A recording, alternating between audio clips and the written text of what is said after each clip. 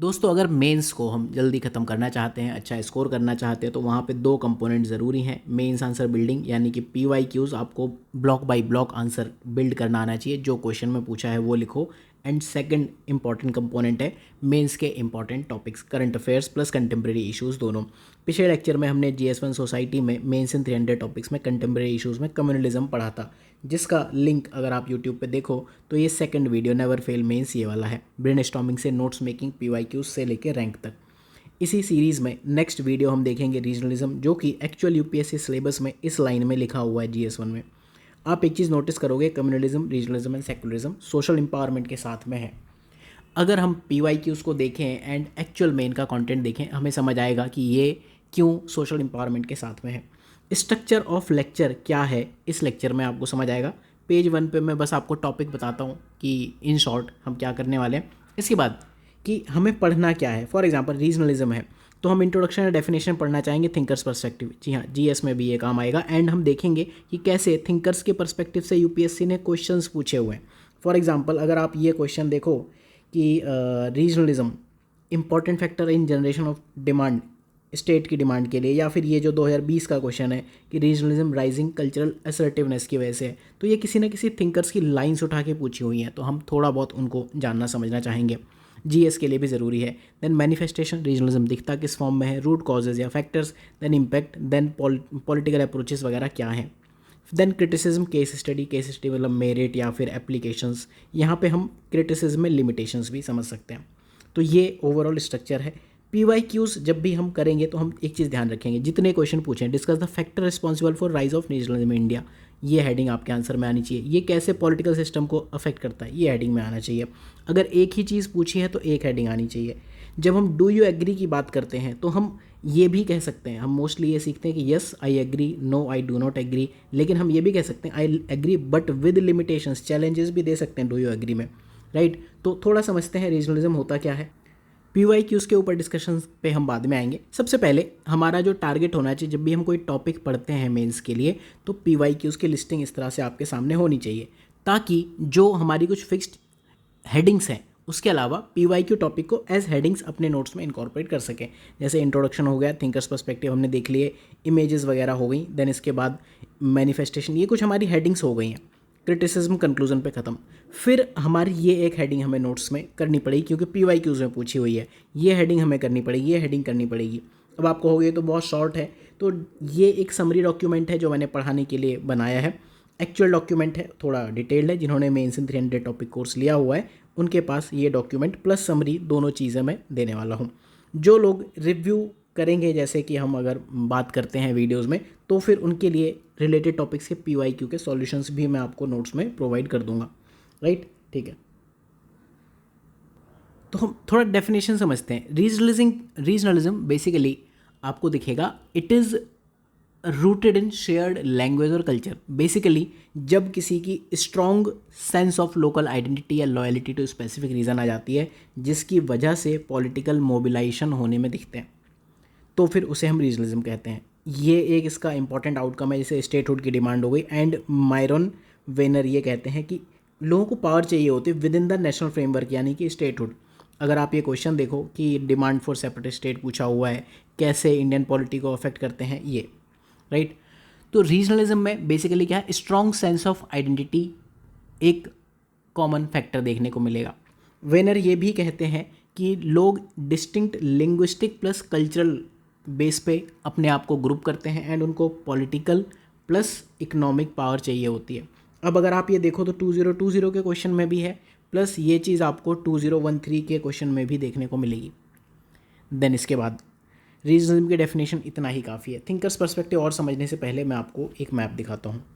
इस मैप की खास बात क्या है, हाँ, अगर मुझे कहोगे आप एग्जाम में इतने कॉम्प्लेक्स मैप्स कैसे बनाए जाते हैं, तो जैसे ये वाला पार्ट इंडिया का ड्रॉ करना डिफिकल्ट है, तो इसको कैसे ड्रॉ करते हैं, हम क्या करेंगे, एक पार्ट ऐसे करेंगे, राइट, देन दूसरा इधर, थोड़ा और बेटर करते हैं, एक पार्ट ऐसे, देन यूँ, ठीक है, ये हो गया, देन ये छोटी चोंच है, एंड ये, दैट्स इट, हो गया।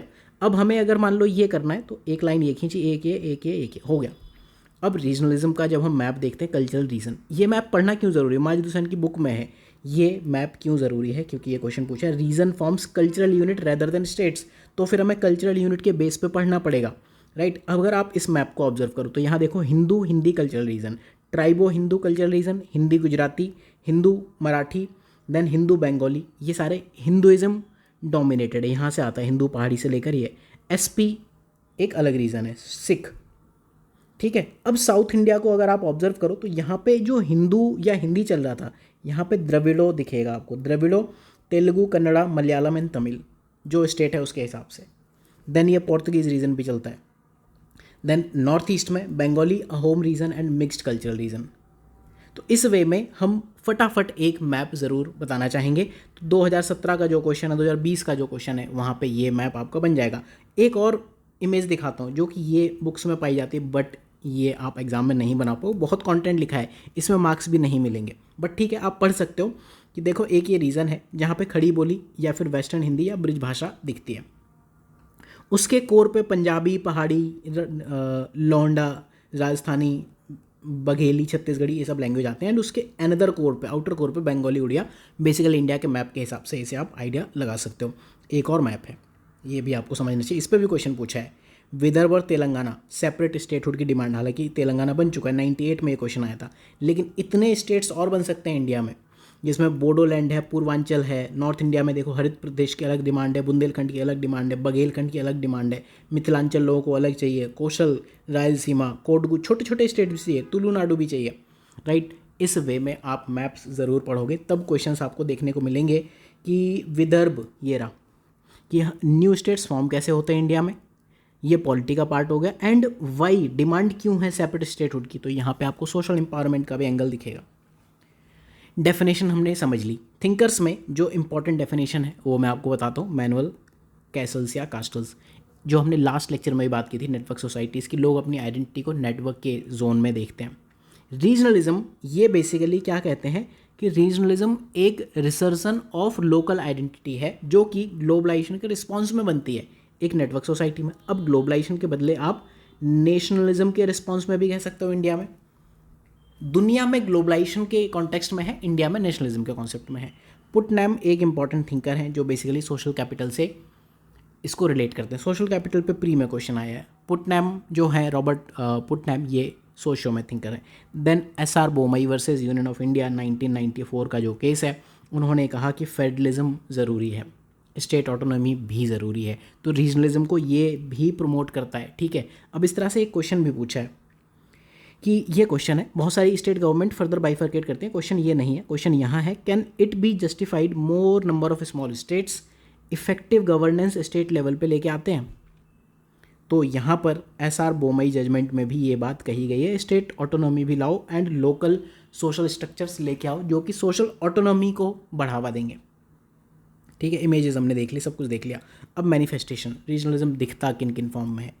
लिंग्विस्टिक आइडेंटिटी में देखने को मिलता है, जैसे मराठी स्पीकिंग लोग बेलगावी पे अपना क्लेम करते हैं। पॉलिटी में आपने केस स्टडी पढ़ी होगी, कर्नाटक और महाराष्ट्र में इनके बीच में जो डिस्प्यूट्स हैं वो चलते हैं।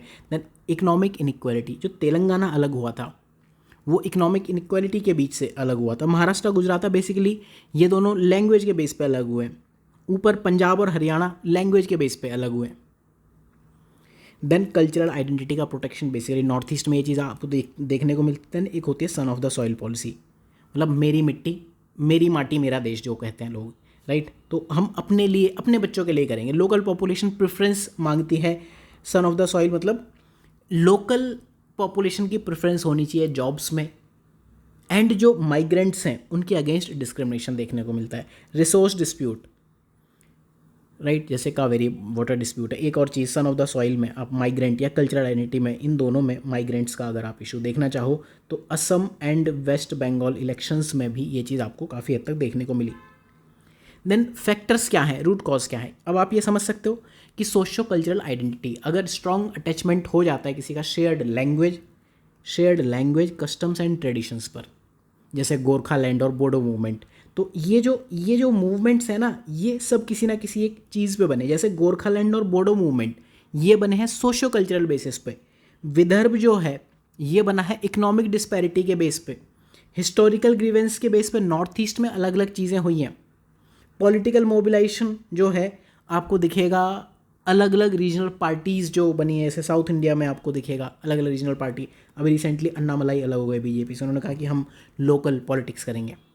देन एक डेमोग्राफिक शिफ्ट भी है कि यहाँ से असम में लोग गए, यहाँ से बंगाल में लोग गए, तो एंटी माइग्रेंट सेंटिमेंट देखने को मिलते हैं असम में और बंगाल में। क्यों? क्योंकि जो माइग्रेंट्स का इन्फ्लक्स है उसकी वजह से रिसोर्स तो लिमिटेड है ना, जॉब्स लिमिटेड है, कल्चर वो भी डाइल्यूट हो जाती है, तो फिर ये सारी चीज़ें देखने को मिलती है। तो ये सब कॉजेज़ हैं। एग्जांपल्स मैंने आपको बता दिए, मैप के साथ में आप ये लोकेट करो, ये चीज़ मैप में बताओ ये, राइट। जैसे बुंदेलखंड है, ये इकोनॉमिक बेसिस पे बना है, सौराष्ट्र इकोनॉमिक बेसिस पे बना है, विदर्भ तेलंगाना इकोनॉमिक बेसिस पे है, राइट। लेकिन हरित प्रदेश ये एक डोमिनेंट कम्युनिटी लोग रहते हैं यहाँ पर, तो कहते हैं हमारे पास सब कुछ है, हमें चाहिए। देन इसका इम्पैक्ट क्या हो सकता है नेशनल इंटीग्रेशन पे? आई डोंट थिंक कि ये अब बताने की नीड है। पॉजिटिव नेगेटिव दोनों इम्पैक्ट हो सकते हैं, मोस्टली नेगेटिव होगा। पहली चीज़ डिविजिव लॉयलिटी होगी, जैसे हमने सन ऑफ द सॉइल की बात की। दूसरा इंटर स्टेट कॉन्फ्लिक्ट्स आपको देखने को मिलेंगे, जिससे रीजनल एनिमोसिटी दिखेगी। जैसे कावेरी डिस्प्यूट की हम बात करें, कोई भी जो दो स्टेट्स के बीच में रिवर वाटर डिस्प्यूट्स हैं। देन एक होता है नेशनल सॉलिडरिटी के अगेंस्ट, इसे हम सेसेशनिस्ट कहते हैं। बेसिकली नेशनहुड तक लोगों को चाहिए होता है, सेपरेट स्टेट या फिर अलग देश ही दे दो, राइट। ये आपको देखने को मिलेगा, जैसे यहाँ पे लोग कह रहे हैं कि हमें एक अलग कंट्री दो, यहाँ लोग कह रहे हैं हमें एक अलग कंट्री दो, तो ये टेंडेंसी भी देखने को मिलती है। देन सोशल डिस्क्रिमिनेशन, जो बाइसेस अगेंस्ट माइग्रेंट्स हैं, वो भी आपको देखने को मिलेगा, ठीक है। तो ये सब नेशनल इंटीग्रेशन के अगेंस्ट जाता है। ये मैप हमने समझ लिया। पॉलिसी अप्रोचेज एंड मैनेजमेंट, एक तो जो गवर्नमेंट ऑफ इंडिया पॉलिसी वगैरह बनाती है वो ठीक है, लेकिन ओवरऑल जो पॉलिसी बनती हैं वो रीजनल आइडेंटिटीज़ को लेके ज़्यादा, जितने भी स्टेट्स हैं, अगर आप यहाँ देखो, यहाँ रीजनल पॉलिटिकल पार्टी है, यहाँ रीजनल पॉलिटिकल पार्टी है, यहाँ रीजनल पॉलिटिकल, यहाँ पर यहाँ पर यहाँ पर, ये पूरे एरिया में रीजनल। अब हालांकि एक नेशनल पार्टी ने ओवरटेक किया, अदरवाइज़ जो रीजनल पार्टीज़ हैं वो एक रीजनल एजेंडा लेके आती हैं, इनसाइडर आउटसाइडर का एक फ्रिक्शन है वो देखने को मिलता है। रिसोर्स एलोकेशन की हमने बात की, उसमें भी जो रीजनल पॉलिटिक्स है इक्विटेबल डिस्ट्रीब्यूशन को अफेक्ट करती है। Policy approaches diverse regional groups को लड़ाने में कैपेबल हैं, राइट। देन एक और चीज़ आती है डेवलपमेंट डिस्पैरिटी। जो पॉलिटिक्स है बेसिकली जो रीजनल इनइक्वालिटी और इम्बैलेंसेस हैं उनको रीप करती है, उनके ऊपर लोग अपने पॉलिटिक्स चलाते हैं। तो ये सब चीज़ें आप देख सकते हो। रीजनलिज्म को टैकल करने के लिए आई डोंट थिंक कि कोई स्ट्रॉन्ग नेशनल लेवल पे पॉलिसी बनाई गई है। अब क्रिटिसिज्म आप ही अपने आप समझो, अस वर्सेस दैम, यहाँ पर एक और कीवर्ड लिखा हुआ है, मोस्टली क्रिटिसिज्म आप लिख लोगे। केस स्टडीज़ जो हमने मैप्स में देखे वो सब केस स्टडीज़ वैलिड है। इसके अलावा मैं आपको कुछ और बताता हूँ, जैसे कैटलोनिया है। कैटलोनिया कहाँ है? स्पेन में।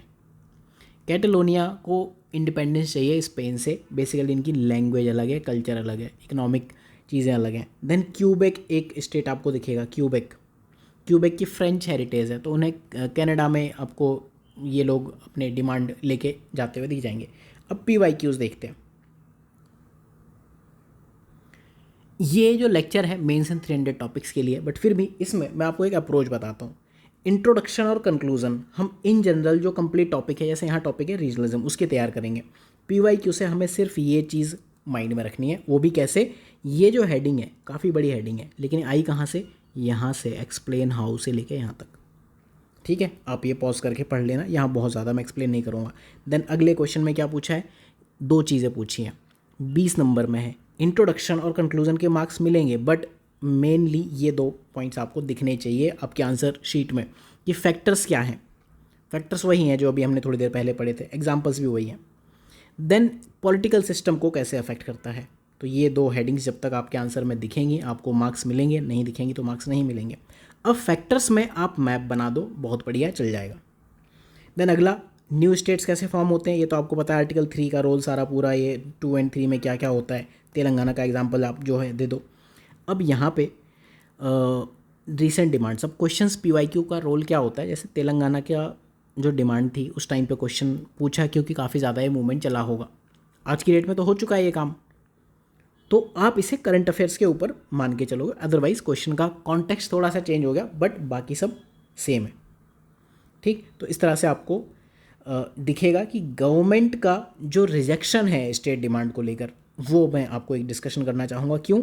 क्योंकि demand of separate state not been considered by government India, इसमें आप तेलंगाना हटा दोगे। क्यों नहीं की गई? गवर्नमेंट कहती है कि नेशनल यूनिटी होनी चाहिए, इंटीग्रेशन होना चाहिए।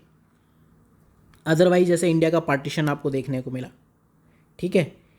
जो कल्चरल डाइवर्सिटी है वो कल्चरल डाइल्यूशन में या कल्चरल आइसोलेशन में कन्वर्ट नहीं हो जानी चाहिए। गवर्नमेंट ऑफ इंडिया ये भी कहती है। गवर्नमेंट ये भी कहती है कि अगर आप लिंग्विस्टिक और रीजनल इम्बैलेंस के बेस पे बना दोगे, जैसे तुलु नाडु चाहिए लोगों को, बहुत छोटा सा स्टेट बनेगा, तो कितना उसकी पावर क्या होगी, उसके पास रिसोर्सेज क्या होंगे, अपने आप में उसकी पॉलिटिकल पावर्स क्या होंगी, वो क्वेश्चनेबल है। तो गवर्नमेंट क्या कहती है, इन सब के बदले मैं आपको पैकेज वगैरह दे सकता हूँ, पॉलिसी इंटरवेंशन कर सकते हैं, बैकवर्ड एरिया डेवलपमेंट प्रोग्राम चला सकते हैं, लेकिन न्यू स्टेट मत मांगो। बट जब ये डिमांड बहुत ज़्यादा हो जाती है, बेसिकली ले देके पॉलिटिकल रीजंस की वजह से सारे स्टेट्स बनते हैं, ठीक है। तो ये अगेन मैंने ये मैप दे दिया। Political boundaries and regional boundaries need to be coterminous. Do you agree? बिल्कुल आप बताओ कि हम एग्री करते हैं या नहीं करते हैं।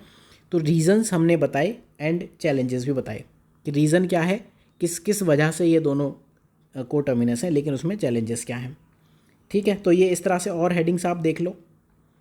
Questions, impact of regional political parties in Indian politics, इसको अगर आप और फर्दर ब्रेक करना चाहो तो पॉजिटिव इम्पैक्ट और नेगेटिव इम्पैक्ट में भी लिख सकते हो, ठीक है। देन इसके बाद important factor in generation for demand of separate state. Again ये वही मैप, वही सब कुछ चलेगा। And demand for separate state वही रीजंस है। अगेन वही क्वेश्चन रिपीट कर दिया। देन जब ऐसे क्वेश्चंस आते हैं तो आपको ये ध्यान रखना है, कई बार ये लाइन कोटेशन में लिखी होती है, फर्स्ट लाइन, जिसको आप मैक्सिमम यूज़ कर सकते हो इंट्रोडक्शन पे, ठीक है। क्वेश्चन यहाँ से आता है in light of the above, यहाँ से मेनली क्वेश्चन ये होता है, can it also be justified more number of small state. Basically अगर स्टेट्स बढ़ेंगे तो फिर गवर्नेंस बढ़ेगी। तो आपको बताना है कि हाँ हो सकता है या नहीं हो सकता है, क्या चीज़ है, इफेक्टिवनेस पे बात करनी है। स्मॉल स्टेट बेटर रिप्रेजेंटेशन लेके आते हैं, लोकलाइज गवर्नेंस लेके आते हैं, सब कुछ करते हैं। हमने पॉजिटिव वे में बात कर दी, लेकिन चैलेंजेस भी आते हैं। इकोनॉमिक वायबिलिटी की जो गवर्नमेंट ऑफ इंडिया रिजेक्ट करती आ रही है, ये वही चैलेंजेस है। अगेन कुछ भी डिफरेंट नहीं है, कंक्लूजन अगेन सेम है।